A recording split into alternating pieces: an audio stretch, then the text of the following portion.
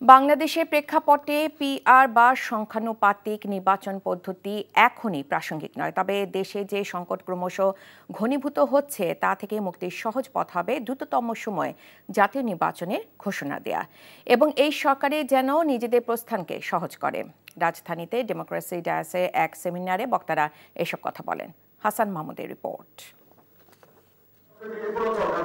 গণতান্ত্রিক উত্তরণ, অন্তর্বর্তীকালীন সরকারের মেয়াদ ও সংখ্যানুপাতিক নির্বাচন সহ সমসাময়িক প্রসঙ্গ নিয়ে আয়োজিত এই সেমিনারে উঠে আসে দেশের বর্তমান রাজনীতির নানা প্রসঙ্গ।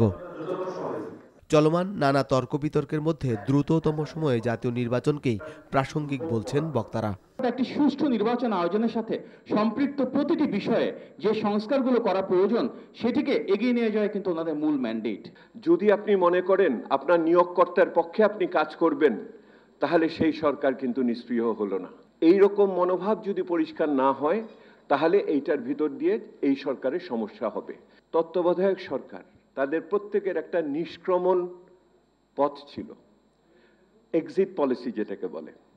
আপনি লক্ষ্য করে দেখেন, বর্তমানে আমি যে ইম্পাস অবস্থার, অচলাবস্থার কথা বলছি, তার মধ্য থেকে বেরিয়ে আসতে গেলে নির্বাচন ছাড়া আর কোনো উপায় নেই, এবং সেই নির্বাচন হলেই যে সবকিছু ভালো হয়ে যাবে সেটাও কিন্তু ভাবার কারণ নেই। সংখ্যানুপাতিক নির্বাচনের বিভিন্ন ইতিবাচক দিক থাকলেও বাংলাদেশের প্রেক্ষাপটে তা গ্রহণযোগ্য নয় বলে মনে করেন বক্তারা। আমি বলবো যে পিআর সিস্টেম একটা নৈর্ব্যক্তিক একটি ভোটিং প্রক্রিয়া। এইটা বাংলাদেশের মানুষের যে গতি প্রকৃতি, চরিত্র এবং যে সাইকোলজি, তার সঙ্গে কিন্তু কখনো খাপ খাবে না। আপনি মাঠে ময়দানে আন্দোলন করেন, ঠিক আছে, গণতান্ত্রিক অধিকার, কিন্তু সরকারকে ফেলে দেওয়ার জন্য নানা কায়দা করা এটা ঠিক হবে না আবার, কারণ ইট ইজ ইউর গভর্নমেন্ট। বাংলাদেশের পার্সপেক্টিভ আর অন্য দেশের পার্সপেক্টিভ এক না।